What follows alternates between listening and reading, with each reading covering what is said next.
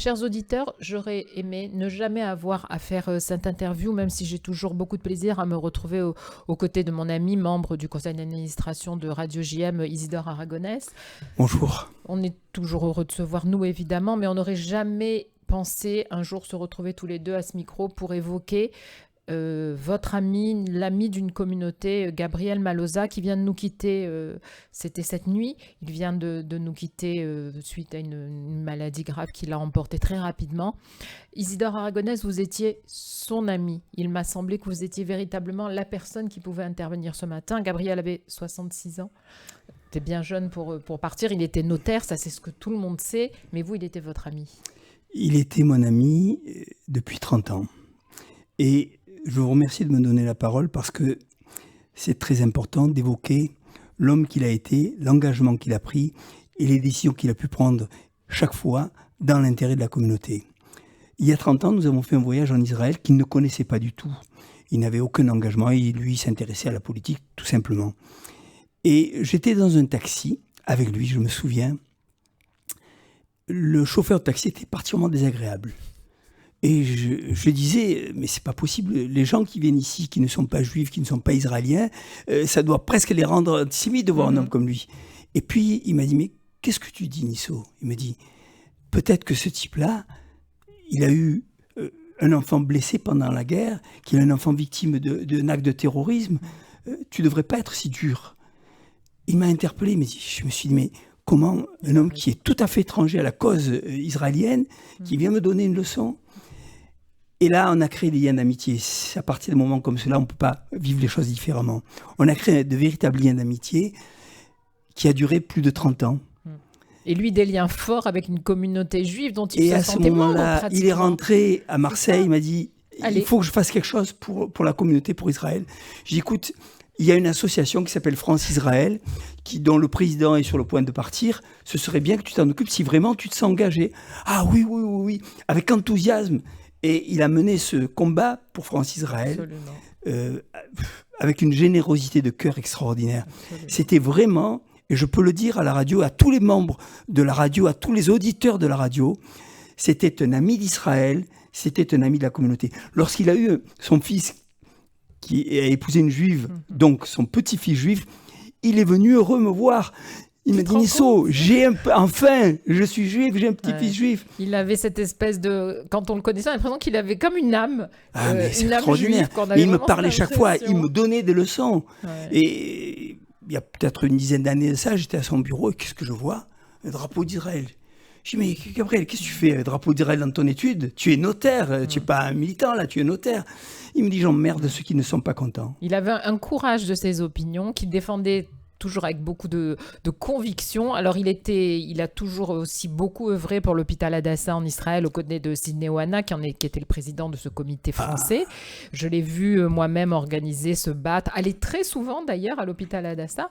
Cette implication communautaire, il la défendait, il en était très fier. Et il n'était pas seul à le faire. Il avait son épouse Irène qui l'accompagnait dans tous les actes. Il a même réussi à convaincre ses enfants, ses fils. Chaque fois qu'il y avait une manifestation importante de soutien à Israël, à la communauté, ils étaient là. Gabriel, Arnaud, ils étaient là.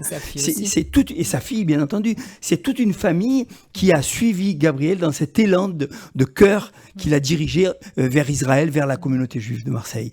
Et en plus de ça, cet amour qu'il avait pour Israël, pour la communauté, c'était un homme qui avait un sens de l'amitié très profond. J'ai des anecdotes exceptionnelles.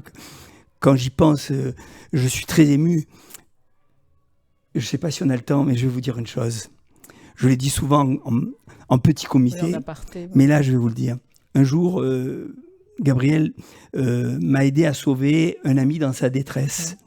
Et puis, il m'a fait payer, en tant que notaire, il a fait payer ses honoraires qui étaient quand même particulièrement élevés. De notaire, oui. Et quelques jours après, je le vois, il me dit, ça va, tout va bien ? Je dis oui. Je dis, mais si tu veux, maintenant, ne me parle plus d'amitié. Mais pourquoi tu me dis ça ? Je dis, parce que tu as sauvé mon ami, mais tu l'as fait payer très cher. Il me dit, mais je croyais que... Je ne savais pas qu'elle était à ce point ton ami. Je dis, oui, mais c'est pas grave. Je te jure, Elsa, 20 minutes après, ma secrétaire vient à mon bureau, elle me dit, il y a un maître Maloza qui veut vous voir. Je lui dis, mais pourquoi ? Il vient me voir, il me dit, Nisso, voilà le chèque, je fais alors de ton ami, voilà le chèque, je ne savais pas et je veux surtout pas perdre ton amitié. Et c'était important comme chèque. C'est vous dire à quel point il avait ce sens de l'amitié, à quel point... Puis il était très généreux.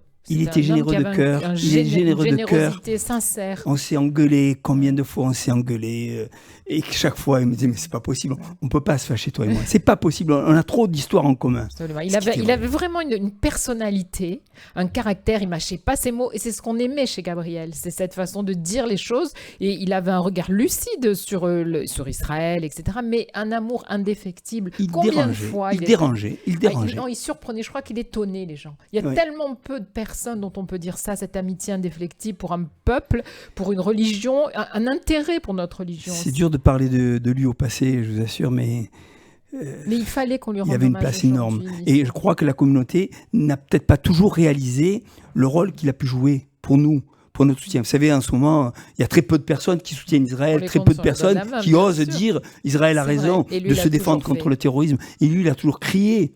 Et même, il a réussi à convaincre beaucoup de politiques qui étaient autour de lui de la nécessité de soutenir Israël. Absolument. Ça aussi, c'est un rôle important qu'il a joué. Et nous, on voulait véritablement lui rendre hommage aujourd'hui, dire que à Irène, à quel point on pense à elle, on partage sa douleur et sa peine, et qu'on est à ses côtés, et qu'évidemment, comme eux ont toujours été aux côtés de notre communauté juive, nous sommes à ses côtés, et qu'elle peut compter sur nous. Comme vous l'avez si bien dit, Isidore, une amitié, c'est par l'épreuve que ça se prouve, et on veut lui prouver, le lui dire, et l'ensemble de la communauté, notre président Jean-Jacques Zenou aussi voulait vraiment témoigner, tout le conseil d'administration, de la peine que nous avons et le soutien que nous voulons apporter à cette famille. Regardez l'état d'esprit d'Irène, qui a tenu à modifier la date des obsèques qui normalement était prévue pour vendredi, sachant que c'est fête de Shavuot. Elle a réussi à convaincre le prêtre, puisqu'il sera enterré à l'église, bien entendu, afin que ce soit jeudi, afin que l'ensemble de la communauté juive puisse être là, ou à l'intérieur pour ceux qui n'ont pas de problème, ou à l'extérieur, mais pour être là, pour dire on sait que tu étais notre ami. Vous savez ce qu'elle m'a dit ? Il n'aurait pas supporté, Gabriel, que la communauté ne soit pas présente, que ses amis juifs ne soient pas là. Elle me dit, il faut que je change cette date. Et c'est ce qu'elle a fait. Et vraiment, nous lui en sommes extrêmement reconnaissants. Voilà. C'était un grand homme, un grand monsieur et un ami. Et c'est une véritable perte pour la communauté. Absolument. Et je sais l'ami qu'il était pour vous. Merci beaucoup, Isidore Aragonès. Merci.